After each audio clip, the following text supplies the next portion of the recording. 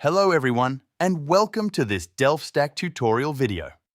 Today, we will learn how to reduce system data on your iPhone so you can free up storage space and improve your device's overall performance. Before we begin, you can check how much system data your iPhone is currently using.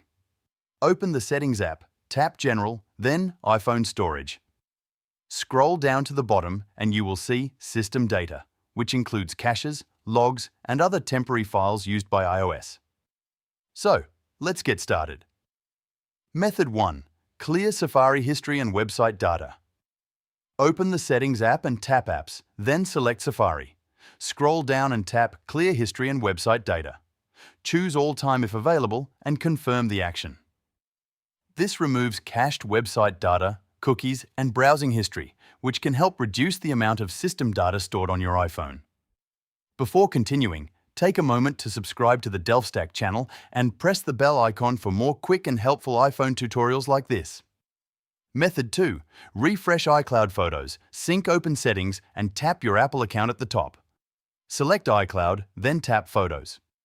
If you use iCloud Photos, turn off Sync this iPhone and follow the prompts. Afterward, turn the setting back on. Refreshing the photo sync process can help remove unnecessary cached photo data and may reduce system storage usage. Method 3. Offload unused apps. Go to Settings, General iPhone Storage. Review the list of installed apps and tap on apps you do not use frequently. Select Offload app.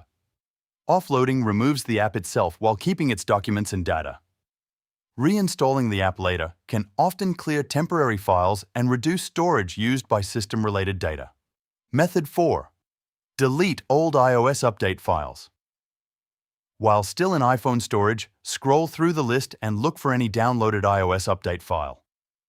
If you find an old update that has not been installed, tap it and choose Delete Update. Removing unused update files can free up storage and reduce unnecessary system data. Method 5. Backup and restore your iPhone. If your system data remains unusually large, you can perform a backup and restore. First, back up your iPhone to iCloud. Then, erase your device and restore it from the backup. This is the most effective method for removing excessive system data because it rebuilds the operating system and clears many hidden cache files that cannot be removed manually. These methods can significantly reduce system data and help recover valuable storage space on your iPhone. That's it. You have successfully learned how to reduce system data on your iPhone. If this tutorial helped you, feel free to check out more quick guides like this.